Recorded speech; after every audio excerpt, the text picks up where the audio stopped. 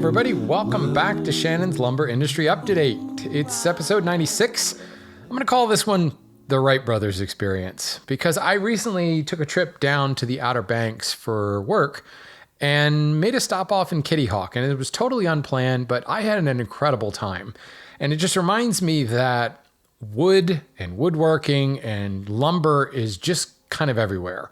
So I wanted to take a little bit of time this episode to talk about the plane, the Wright Flyer, and, well, particularly Spruce and its role in the aviation industry. And I'll just say right now, I would love some input from those in the know. If there are any pilots or aeronautical engineers or, aerospace historians, I would love to hear some of your input on the role that lumber has played in the aviation industry, both past, present, and maybe even future. In addition to that, I've got a couple of questions in the inbox. We're going to talk about cutting logs. Go figure. We're going to talk about drying again, actually a couple topics on drying, and we're going to revisit the emerald ash borer. So a lot of these topics we've certainly hit on in the past, but they're kind of different bents, different routes of going at the same question. And concerning the number of questions they get about EAB and drying and sawing logs, you might as well just keep on answering them. So as usual, thank you everybody for sending in the questions and essentially feeding me content for this show. You can always do that at lumberupdate.com. There's a contact form there, or just lumberupdate@gmail.com is the email address that a lot of people send things to me. Of course, I get quite a few inquiries via Instagram as well at lumberupdateshow. And thank you, as usual, to my lovely, sexy patrons who support the show on Patreon at patreon.com/lumberupdate. Thank you for continuing your support. It's like a Bartles and James ads. Thank you for your support. Anyway, let's move on. A little bit of news. The Today Show actually covered the woodworking in the spire of Notre Dame. And I've heard from so many people how much they love the updates I've done on Notre Dame. There hasn't been a whole lot of update on the woodworking because a lot of that was kind of business as usual. There's been some cool updates I've seen on the restoration of the stained glass, on some of the hazmat restoration, like getting the lead and all the other stuff that flashed off during the fire out of there. But recently, now that a lot of the joinery for the spire has been done, they've begun assembly.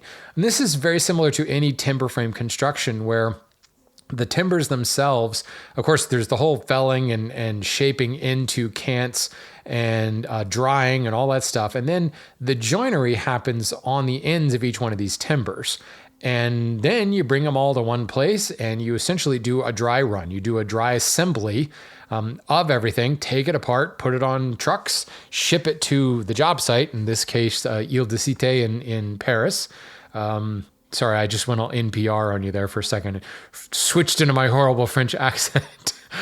The Ile of the city, right in the middle of Paris. And then they do the assembly there. So we're at that middle stage where, well, they're literally staging it and doing kind of a dry fit, putting the thing together, making sure everything fits, doing any last minute adjusting, tweaking of the mortise and tenons and things like that. And this is very similar to a lot of the furniture projects we build. I just finished up building a drawer for a small side table, and you mill the individual boards, then you kind of cut the dovetails all by themselves, then you kind of do a dry fit, then you glue it up, but then you've got additional refining to get it to fit to the actual case and all that stuff. So the Today Show did a Today Show style. I mean, it was very skin deep, of course. As you can tell, I'm not a huge fan of the Today Show, but it was pretty decent coverage, and it was nice to see some of the woodworking going on and nice to see that they are on track for getting this spire up by December of this year, 2023. So go check that out. Just some cool woodworking going on in there. I love the fact that there's still so much in the way of hand tool usage being done because there's really not a better way to do it with a lot of these big timbers like that. But man, the scale of this thing is just fascinating. Huge, huge timbers. Anyway, so there's the update on Notre Dame. So let's dive into this Wright Brothers experience. First of all, if you have not had the opportunity to go to Kitty Hawk, North Carolina, out on the Outer Banks and see the Wright Brothers Memorial, a beautiful memorial on the top of Kill Devil Hill, which is where the Wright Brothers did a lot of their gliding experiments.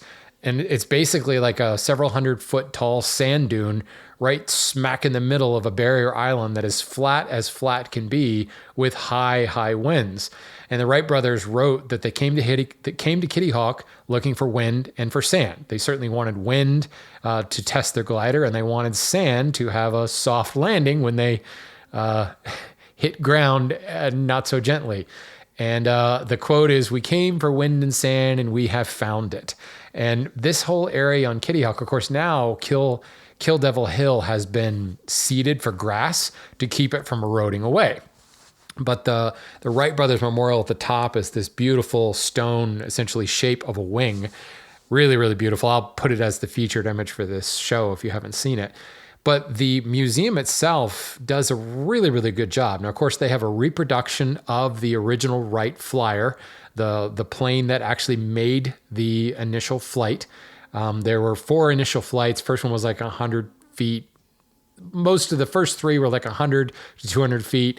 And then the 4th flight was like, boom, breakthrough. It was like a 700 or 870 foot flight. And it was just, it was in control the entire time. It was no longer gliding. And you can walk out and stand next to the little track. The flyer itself had skids on the bottom meant for landing in the sand.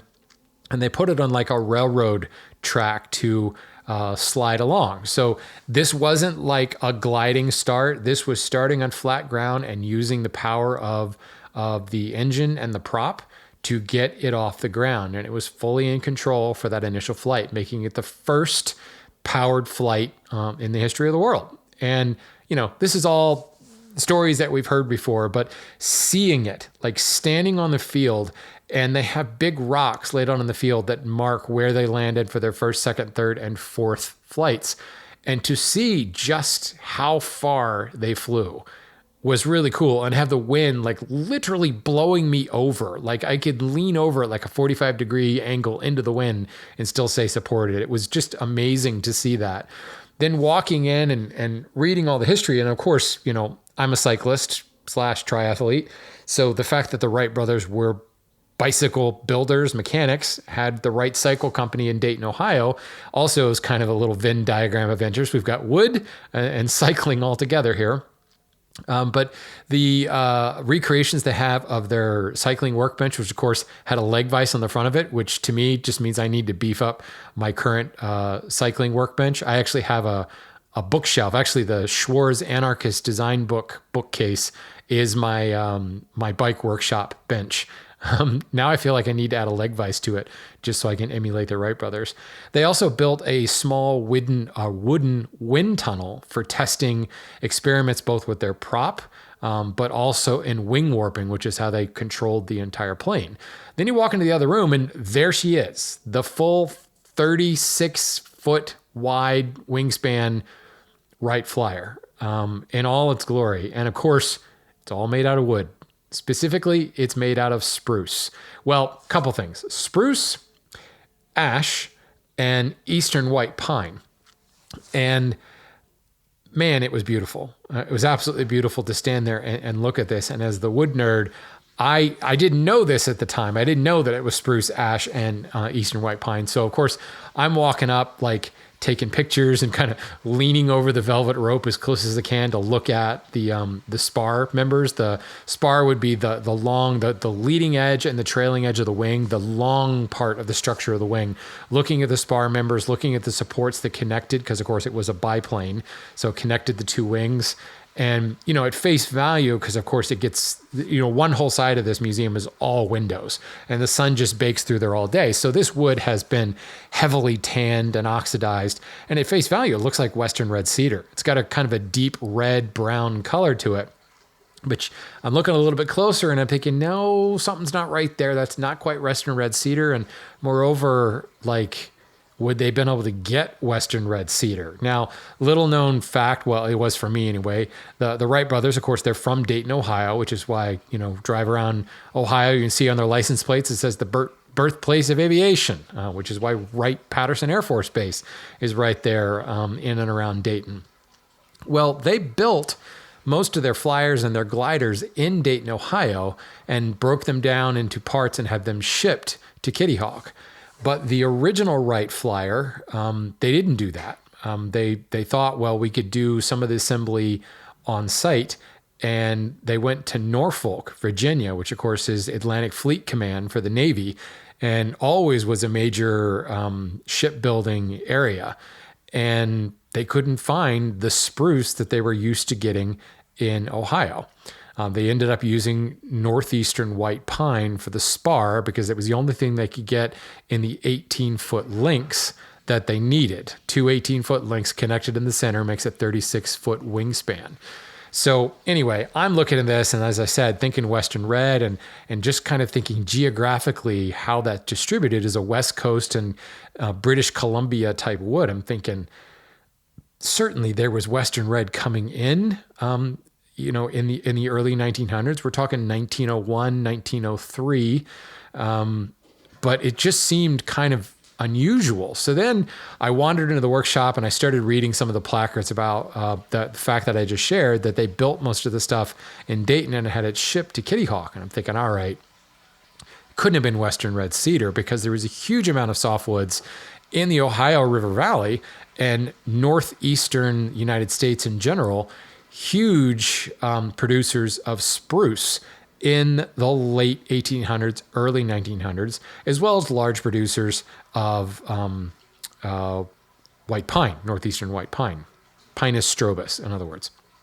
So then I went back into the museum part where the actual flyer was, and I'm looking a little bit closer and thinking, that may be spruce. And then I remember, actually, the first thing I remembered was the Simpsons episode where Monty Burns does the whole Howard Hughes things, and he decides to build an airplane, a big giant airplane, and they called it the Spruce Goose or Spruce Moose, which was a play on Howard Hughes' Spruce Goose, the humongous, ginormous Hercules U.S. Air Force, well, it was U.S. Army at that point, flyer. No, it was U.S. Air Force.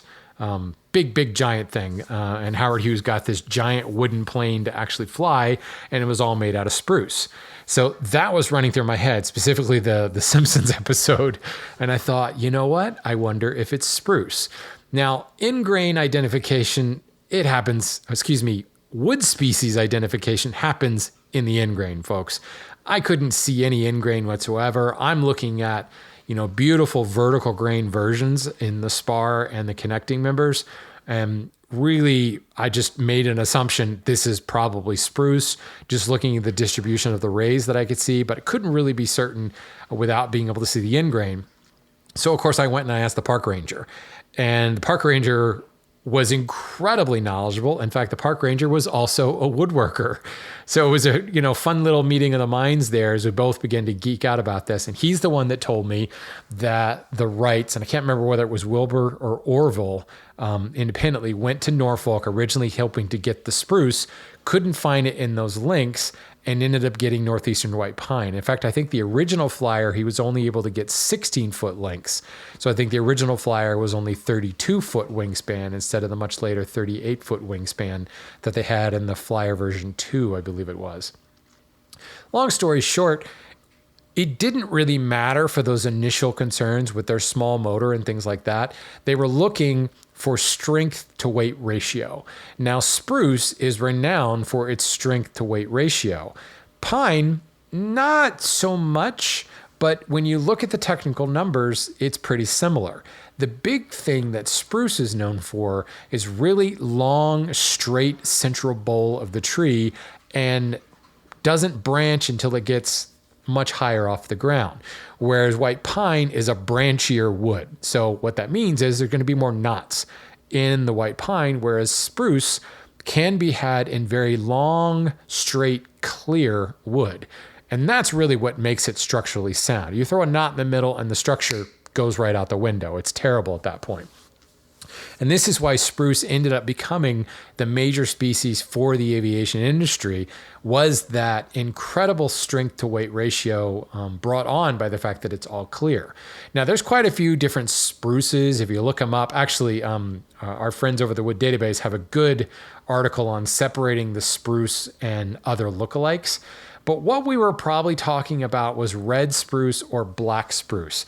If it was built in the Dayton region, so again, we're talking Midwest to Eastern North America, we're talking Picea rubens for red spruce and Picea mariana for black spruce. And both of those have a hardness of the upper 400s to low 500s foot-pounds. So again, not particularly hard, but we're looking at average dried weight of 26 to 28 cubic per cubic foot. Really quite lightweight. But here's the important thing. The modulus of rupture and the elastic modulus, MOR is over 10,000. MOE is 1.5 million. And when you compare that to northeastern white pine, it's quite a bit softer. It's about 100 foot-pounds softer. It is lighter. It's only 22 pounds as compared to about 28 pounds for the spruce, because its density, northeastern white pine's density, is lower. But when we look at the MOR, again, spruce MOR is over 10,000. Northeastern white pine MOR is only 6,500. Northeastern white pine MOE is 800,000 versus the 1.5 million of spruce. So with just a little bit more weight, and frankly, the densities are close enough that's almost negligible between the two. So what you're looking at with northeastern white pine is similar density, lighter, and therefore more brittle, less bending strength, substantially less, like 60% less stiffness than spruce, and half the bending strength of spruce. So yeah, it makes sense that the Wrights were specifically looking for spruce when they went to Norfolk and kind of had to settle for northeastern white pine. Now, and here again, they had to settle for 16-foot spar instead of 18-foot spar because it just wasn't possible. The average tree size of spruce is more than 150 feet, whereas northeastern white pine, you're generally talking 80 to 100 feet in height. So again, spruce was time and again the number one strength, the number one structural member for aviation and industry. And really, I mean, this was long before Wilbur and Orville had their first powered flight, because of course gliding had been going on for quite some time, and the gliders were using spruce. So the Wright brothers just picked up where others had left off and continued to use spruce. Now, they had already discovered the Bernoulli effect and the idea that a lenticular shaped wing could produce that Bernoulli effect where the air moved faster over the wing, creating lower pressure and causing lift. So they were already creating that lenticular shaped wing, and they did that through using ash. The ribs, there were ribs that were bent, and then there was fabric, muslin stretched over top of it in order to create the wing. The spar, the spruce, was the leading edge of the wing and the trailing edge of the wing. The ash ribs connected the two spar and were bent into that lenticular shape, and then the muslin was stretched over top of it. So when you're looking for something that's going to maintain incredible strength, yet still bend and hold its bent shape, under, and be really, really thin and really, really strong, well, immediately we're going to start looking at ring porous woods. And when you start comparing the oaks and the ashes and the locusts and things like that, ash is the clear winner from a weight perspective, from a strength perspective, and from a bending strength perspective. So MOR, MOE, weight, density, all those things playing together to make ash like the preferred species. And at the time, you think about it, ash was being used for baseball bats.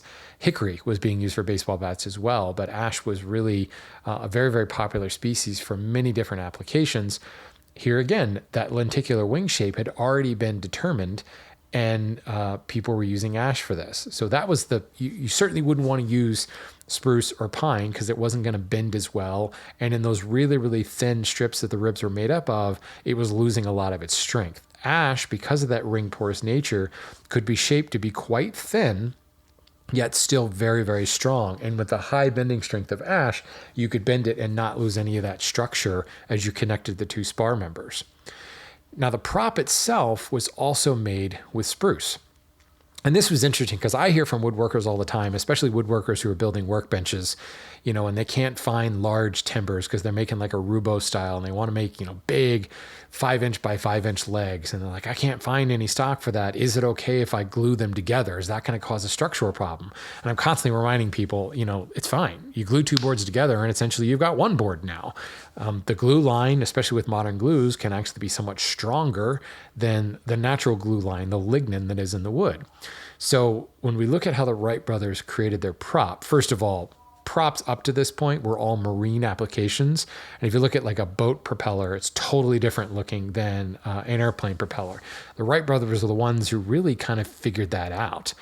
And they laminated together 3 pieces of spruce, kind of slightly offset angles, creating like a stair-step pattern, and then just used a draw knife to shape away that stair-step pattern into a smooth, twisted prop shape. And first of all, the hand tool lover in me loves the fact that they just glued a couple of boards together, grabbed some draw knives, and started experimenting.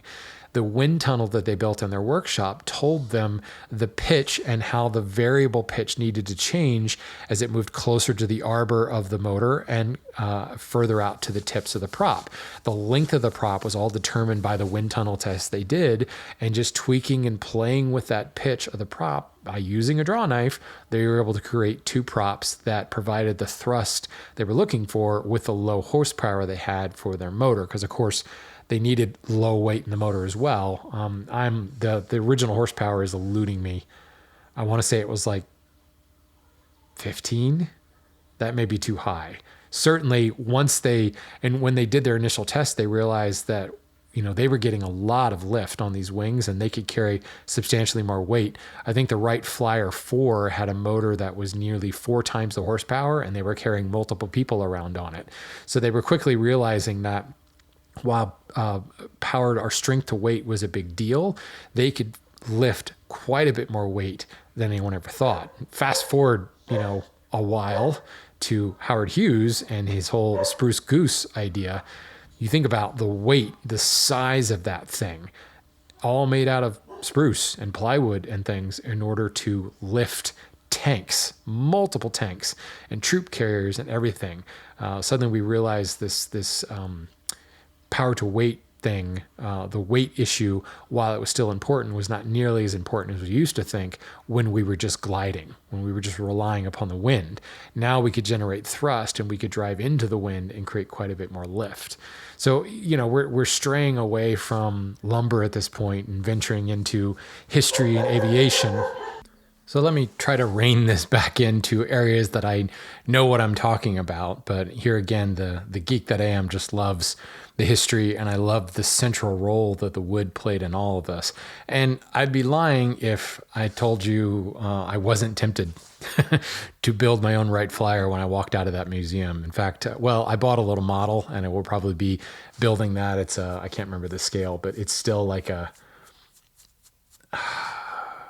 it's like a 5-foot model, 5-foot wide model that I'm going to build in my own shop and kind of have fun with. But here again, here's my my call to anybody, any aeronautical engineers, any aviation people, any pilots that have some input on this.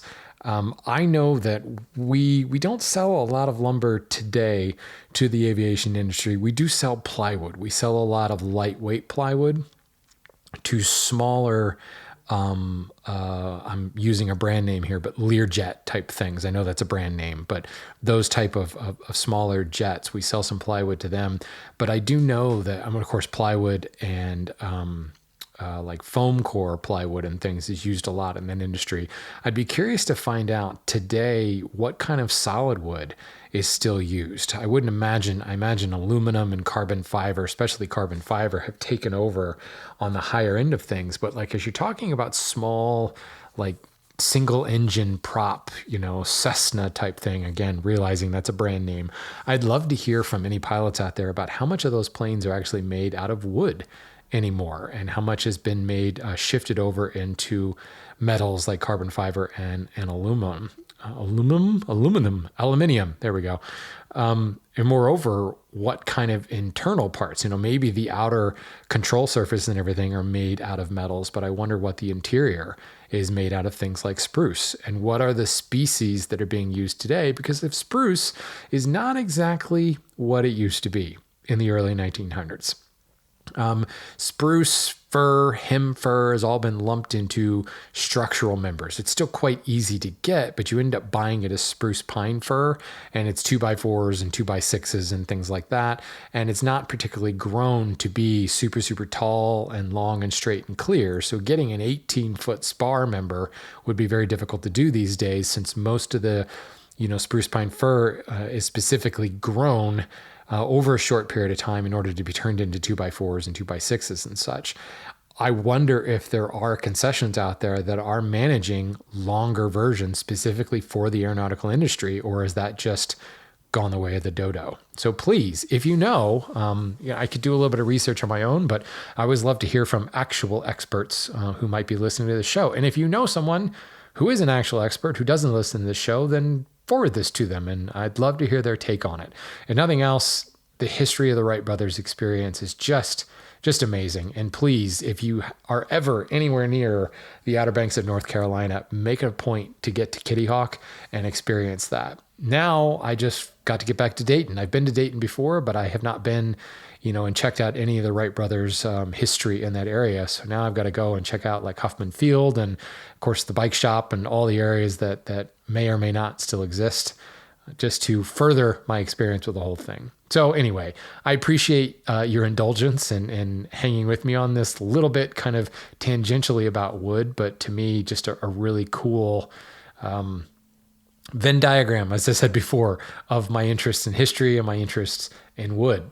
So let's move on to some questions. Our good friend Tommaso, you guys remember Tommaso? He talked to us about auctions for lumber in episode something like that. Anyway, he wrote in and said, when cutting up logs, should you cut it parallel to the bark or parallel to the pith? And that may sound like kind of a weird question, like, the pith's in the center of the tree and it runs down the long axis of the log, and so does the bark.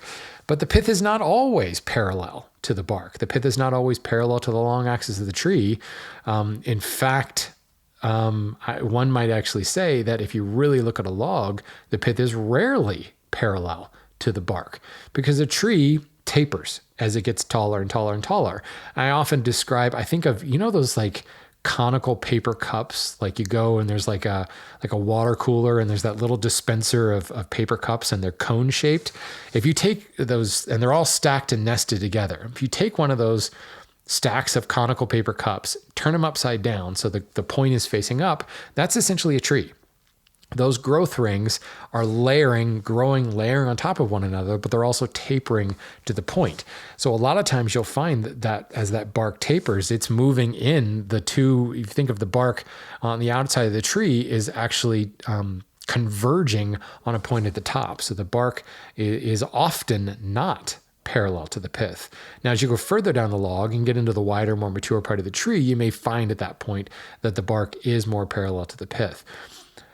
Ideally, what you want to do is be sawing parallel to the pith and not paying too much attention to the bark itself, because that is where you're going to get, I think, the better looking lumber. And the reason that I wanted to address this is oftentimes you'll look at a board and look at a flat sawn board, and you're looking at the face, you're looking at those cathedral patterns, and you find that those cathedral patterns they're not particularly pointy. They're kind of squashed. Like, instead of coming up to that point, they're more of like a long, wide radius circle.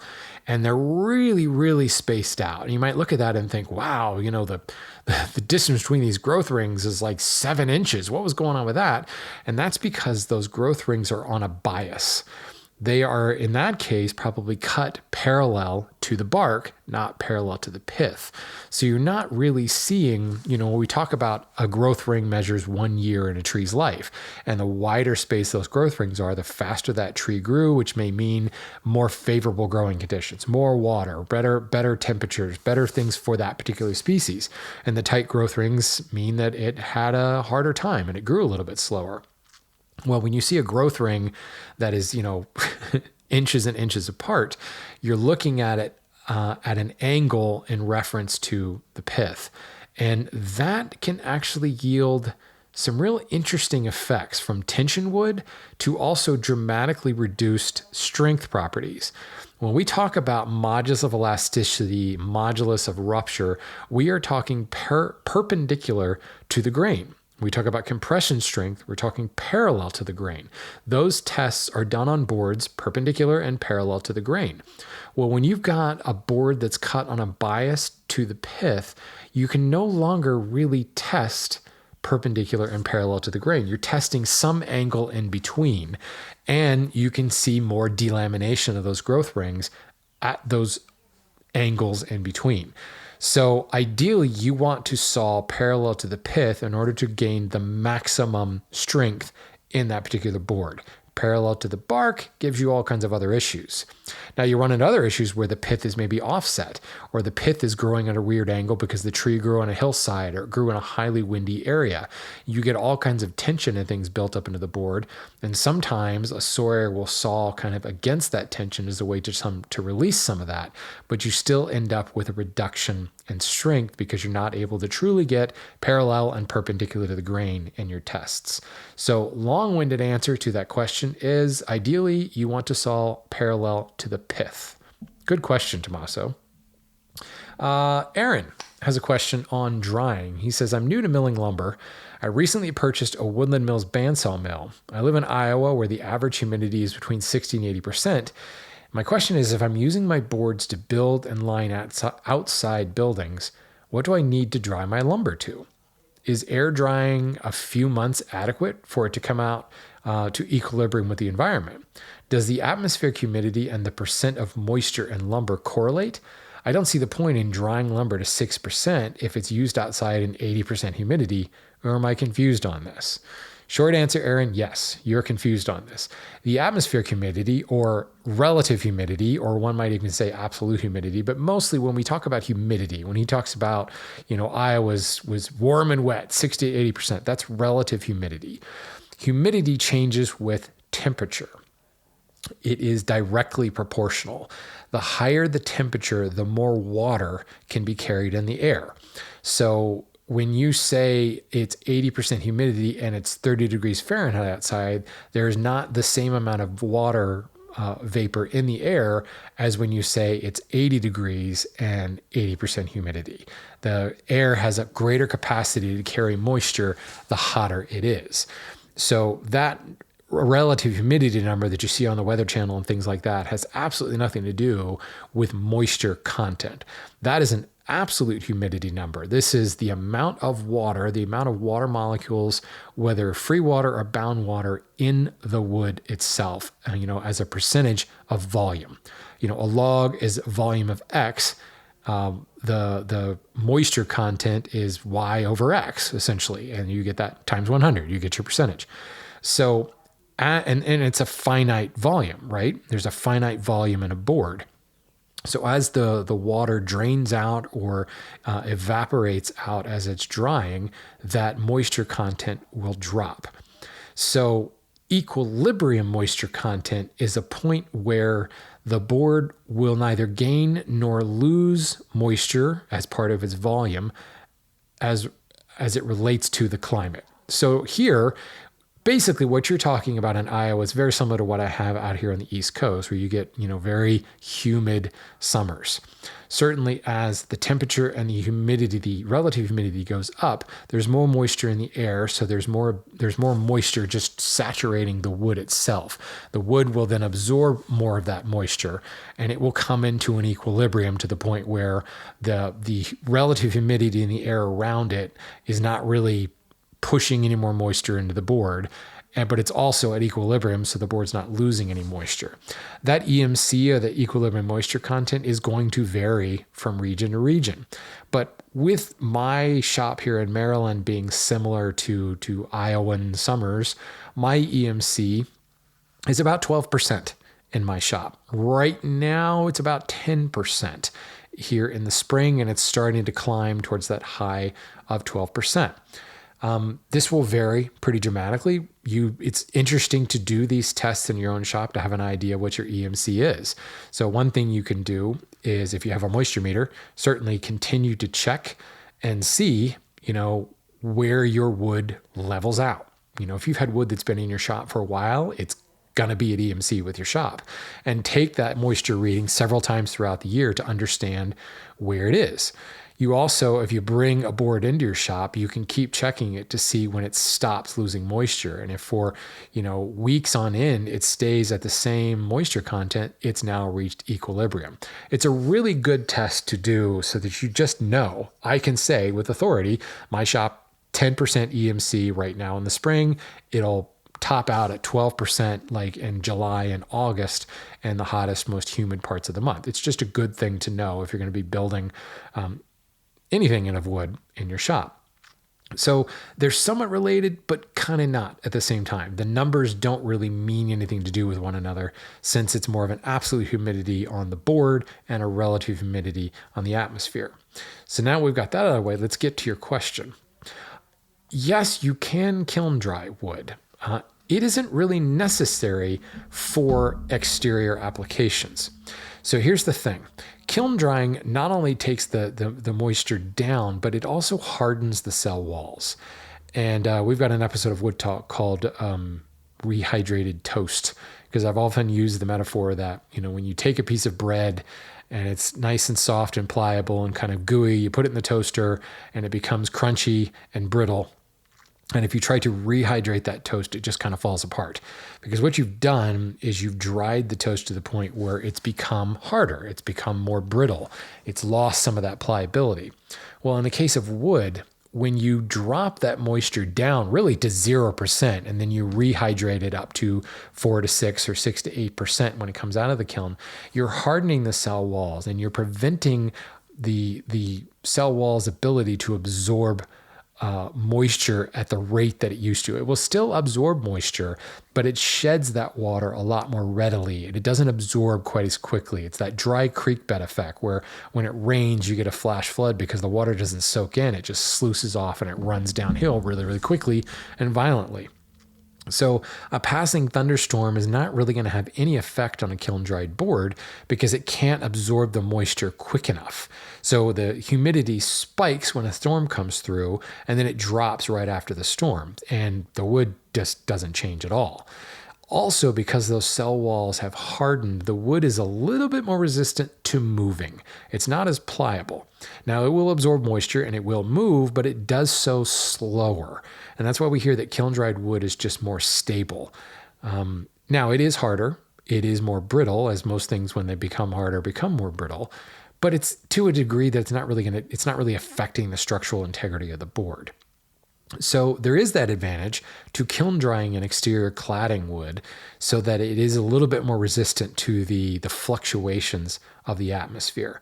But let's be real. For the most part, we have seasons, right? It gets hot and humid in the summer, and it stays hot and humid for a couple of months, and then it starts to cool off, and the humidity starts to drop in the fall, and it stays kind of sort of stable for a month or so, and then it's cold and dry in the winter, and it stays that way for 3 to 4 months. And I'm speaking from my own climate here on the East Coast.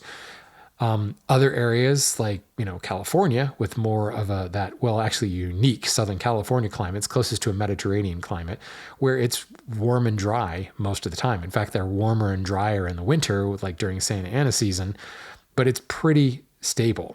Hawaii is another example. It's tropical. It's hot and wet all the time.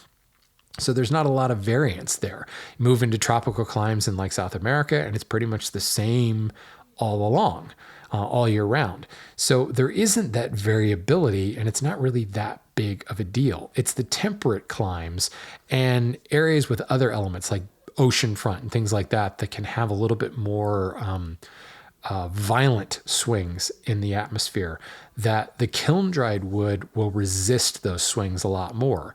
And air-dried wood will never get down to 0%, which is really where that hardening happens. And it really, at least on the East Coast, it'll never get to 6%. It's a 6% when it comes out of the kiln, and like at our yard, it'll hit 10% within a day or two when it comes out of the kiln, and that's even kiln-dried wood.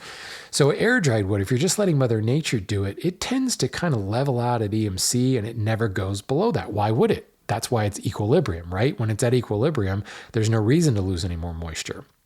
If you're in the desert of Arizona, your EMC could be 4% at that point. But even then, it takes a long time for wood to naturally hit 4%, because to get that low, you're talking about all the bound water, you're talking about hydroxyl compounds and things like that have to be broken apart in order for your moisture content to go that low. So if you take a board and air dry it in Arizona, it will get to 4%. But it'll stop at like 8%, and that curve, if you were to graph it, that curve would flatten out, and it would very slowly get down to like 4%, just because of the difficulty in getting a board that dry.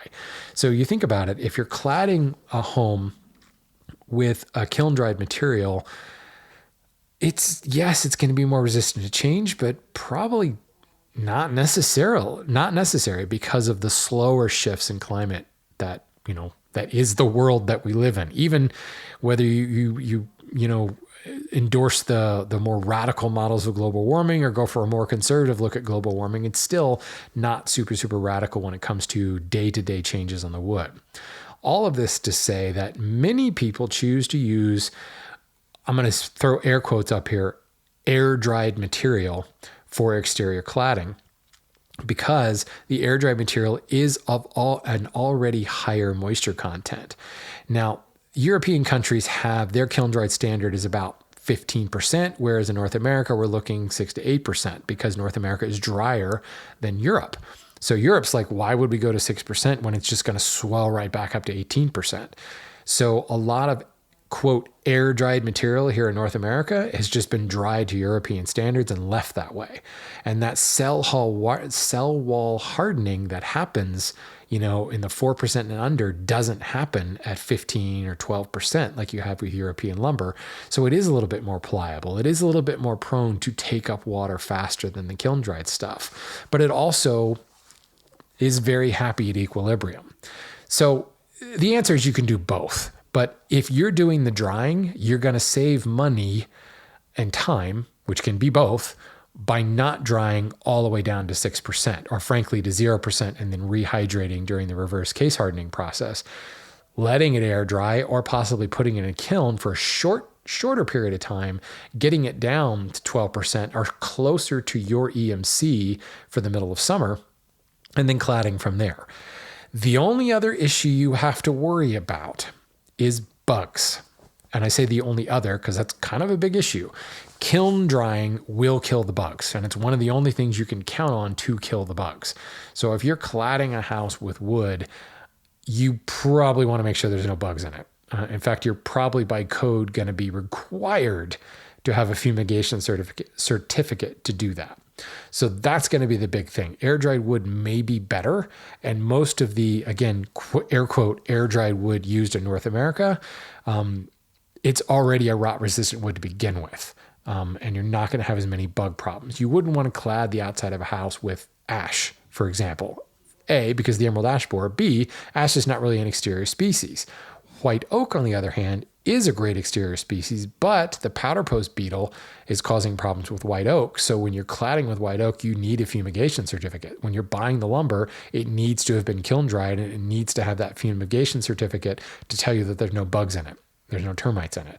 But if you're cladding your house in Ipe or Kummeru, those are resistant to those bugs to begin with, plus Class A fire rated on top of that. So the species you choose will determine that. So the short answer is, I don't think you need to kiln dry it, but it's going to depend on species, going to depend on your building codes and all that fun stuff. So long answer there, but what else do you expect from this show? Come on. Nobody wants a quick answer if you're going to write into this show. Michael has a question about the emerald ash borer for furniture. He says, I'm finding in using opportunistic ash logs, are ash trees that have been killed by the emerald ash borer less usable for furniture making? Is the lumber impacted by how long a dead ash tree has been standing? So obviously this will depend upon the amount of damage that particular ash log has seen, but absolutely it's usable for furniture making. One of the biggest errors I'm seeing in response to the EAB is the trees infected automatically mulch it. And that can actually go further to spread the EAB because, you're mulching the log, but you're not mulching the bugs. I mean, maybe you mulch some of the bugs, but the bugs are smaller than the pieces of mulch. So you're actually like turning that food into baby food, which makes it easier for the EAB to eat it. Now they can't plant eggs and things in the mulch, so that may stop their proliferation, but certainly, you just made a nice little puree there, a nice little EAB happy smoothie, and they're going to town on it. So that may not be the best way to do this. Also think, for the most part, they're staying in the sapwood where the food and the sugar is. If they're boring into the heartwood, that's generally to lay eggs, but the heartwood can still be quite usable. Now, there are going to be some trees where the amount of boring is quite extensive. And of course, you bore a hole through things, you can weaken some of the structure. So it's going to depend on the amount of damage in the log. But I think for the most part, the ash trees that are being destroyed could be very usable for lumber, especially if it's going to go into a kiln, because the kiln is going to kill those bugs. And you're certain about that. So I think most of these logs need to be turned into boards, whether it be used for furniture making or anything else, moldings possibly. The issue certainly is, how long is a dead ash tree? Like, how long is it good for? And again, that will depend upon the damage. If a tree has been killed by EAB and it's left standing, well, the bugs are still in it. So the bugs could still be, eating it. Now, once the tree dies, though, it's no longer pulling up water. It's no longer pulling up nutrients from the soil. So it's not really producing food for the bug. It could, however, be a giant EAB brothel. They could just be laying eggs left and right inside that thing and turning it into a nursery for EAB. So again, you can't really say how long is it good for. It all depends upon what the infestation is like, and were there other trees that dead, once that ash tree died, the bugs probably moved on to another tree, a better source. If there were no other trees around it, if it's a sole ash tree standing in a yard, those bugs could have stayed in the ash tree for a long time. You really won't know until you actually cut open the log and see the amount of boring that's been going on inside. I suspect once you get deeper into the heartwood, you won't see those tunnels anymore, and you realize, hey, this is perfectly good lumber. You still, however, want to kiln dry it and get your fumigation certificate. I certainly wouldn't bring that stuff into my house if I knew that it had emerald ash borer in it at one point. So this brings me to the last point, and this came in from Instagram. And I'm actually, I've been told I can use names, but I'm going to leave names out of it altogether because I don't want anybody to get their feathers ruffled. This is a story of a gentleman who was sawing some logs, some oak logs, and wanted to use the boards for flooring. So he took the wood to a local kiln operator, had it dried, and it's went in the kiln for 5 weeks. And then he got the first load out of the kiln and he started installing the floor. And he says right away, he didn't check the moisture, nor did the kiln operator check the moisture. And they both say, we probably should have checked the moisture. Long story short, they got the floor installed. They pulled the second load out of the kiln and checked the moisture and discovered that it was like anywhere from 12 to 25% on the wood. Kind of a lot of variability there. And immediately we're concerned because it was the same kiln schedule as the first load. Started doing some moisture checking in the floor and realized, oh crap, the floor that's already been installed had quite a bit higher moisture content. So they've already seen significant amount of shrinkage in the boards, therefore opening a gap between each member, each board on that tongue and groove. There's a much wider gap there as it's begun to shrink. So the concern was, we've got this second load that came out. We know that it's really high in moisture content. Should we let it rest for a while, or should we put it back in the kiln? My answer was absolutely put it back in the kiln, because 5 weeks ain't long enough to dry oak, red or white oak. It's just not long enough. It's a species that can be particularly troublesome, white oak particularly, because of the tylose in the pores that kind of resist pulling the water out. Most people, when they dry oak, will get it in a kiln as soon as possible. Like it's sawn, the wood is sopping wet, and they will get it in the kiln, but not turn it on, just so that they have a little bit more control. Mother Nature, you can't control her, and she's going to dry willy-nilly. If you just leave it out in the open, even if you cover it and, sticker it, you're at the mercy of sunrise, sunset, winds, things like that. If you put it inside a kiln and close the door, you're kind of controlling situations there. You can turn on your fans, but not turn on the heat, and have a lot more control over the air that's blowing over it. So when we dry oak, we will actually stick it in the kiln and not turn it on and leave it in the kiln for almost 2 weeks before we even turn on the kiln, just to get some of the bulk of the moisture out in a controlled manner. Then you turn on the kiln, and in many instances, it's in there for multiple months. It's a very slow dry, because of the pore structure of white oak. If you dry too fast, it's going to case harden and collapse and do all kinds of honeycomb, nasty stuff there. So 5 weeks is not even like half the time you want to dry this oak. So in this particular instance, he said, I thought the kiln operator would know this, but apparently he didn't, which is why I'm leaving names out of this. There's a lot of things that could vary here. Maybe he should have known. Maybe he didn't know. Maybe he doesn't dry a lot of oak. But there's other things at play here. There's more than just the heat and the time, the kiln schedule. How you load a kiln has a large amount to do with how well or how not the lumber will dry. If you have a significant amount of dead air in the kiln, it's going to dramatically affect how the wood dries. Loading a kiln is an art all to itself. People who load kilns for a living are exceptionally good at the game Tetris, because that's what they play all day long. You want to try to eliminate as much dead air as possible.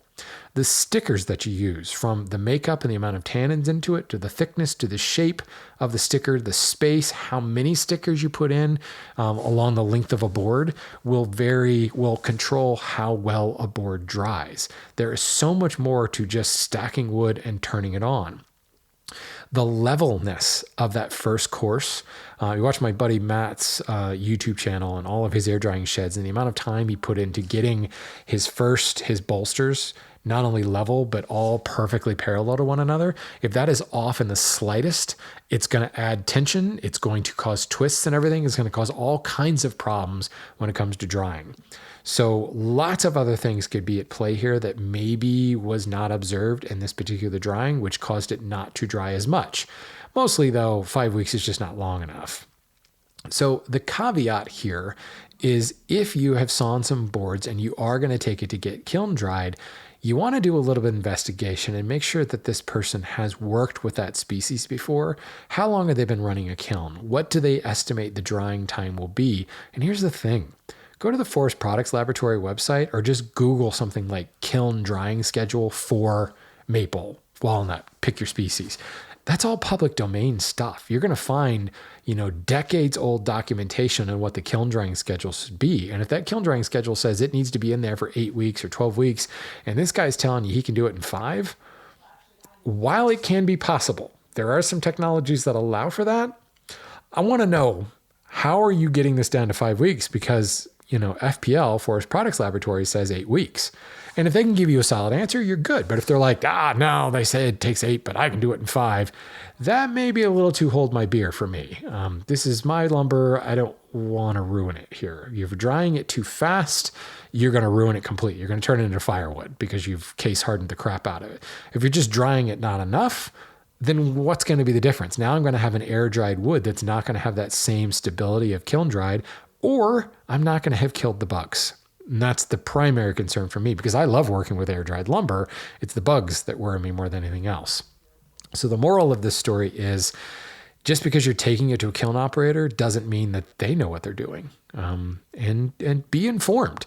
This is your money at stake here. Not only are you paying for the drying, but it's your material, your investment in this wood, that you need to understand all the things that go into that. If you choose to run your own kiln, then recognize that it's more than just throwing lumber in there and turning it on.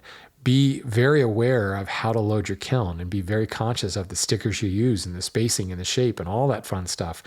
There's a reason that there are, professional people that dry lumber. And I realize I'm biased because I work for a company that operates 7 different dry kilns. But, as excited as I am about the grassroots movement of sawmilling, I feel like the commercial lumber trade will always have a place because of the science that is kiln drying. And there's too many people, being a little cavalier about it and ending up with inconsistent results.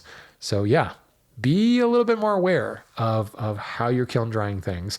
Long story short, for this particular instance is, if they put the wood back in and they leave it in the kiln for probably 4 to 5 more weeks, I think they'll end up with some nice dry material.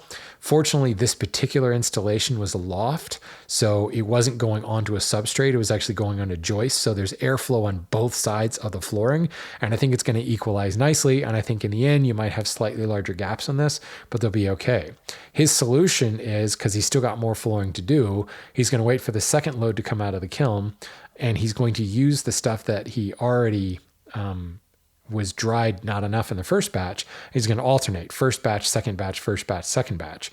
And the reason that he can't put the first batch back into the kiln is they've already oiled it. Do not put oiled wood into a kiln, folks. If you do, dial 9-1 and just hold on the second one for a while, because you're going to need to dial that at some point. Big fire hazard. So he can't put the first batch in because it's already been oiled.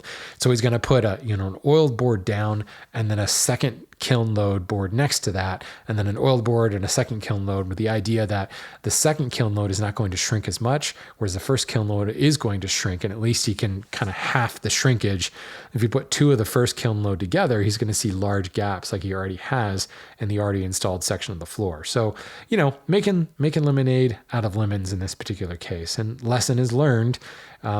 And I certainly am not trying to throw this kiln operator under the bus. I think there's several people that could have done things a little bit better, and you don't really want to point the finger at anybody because he may have never dried oak before, or he may have just started using the kiln and is still in a learning process. We all have to start somewhere, and hopefully this can be a great learning experience. It sounds like there's a good relationship between the sawyer and the kiln operator, and they're both kind of working together on this. And ideally, the next time he dries oak, it's going to be done better. Maybe not as good as somebody who's been doing it for 40 years, but it's certainly, you've learned along the way. We all have to go through that process, right? So that being said, that brings me to the end of another random episode of Shannon's Lumber Industry Update. Thanks for listening, guys. Thanks for supporting the show. Thanks for all your questions. And go buy some kiln dried wood, or go build a plane out of some wood and let me know how it goes.